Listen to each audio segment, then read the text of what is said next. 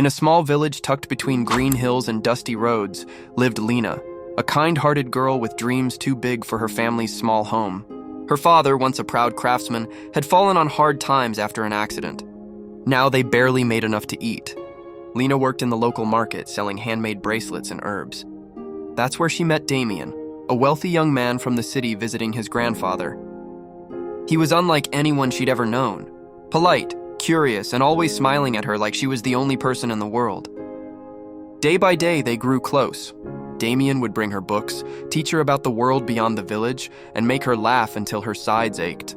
For the first time in her life, Lena felt seen, not as a poor girl, but as someone who mattered.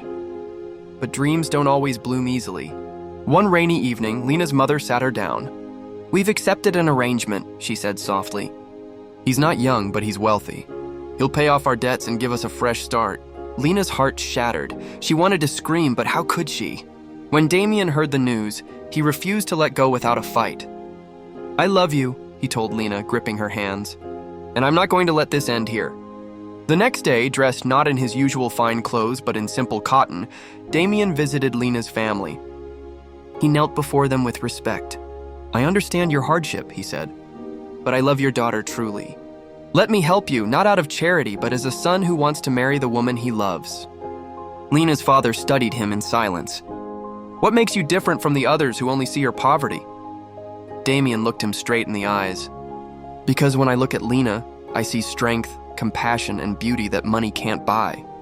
I want to build a life with her, not just save her." After a long pause, her father's eyes welled up.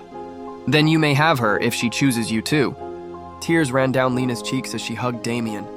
"I choose you, 1,000 times I choose you." Months later, under the golden sky, Lena walked down the aisle in a white dress hand-sewn by her neighbors. Her parents smiled in peace. She was no longer the poor girl in the market. She was Lena, loved, respected, and finally, free to follow her heart.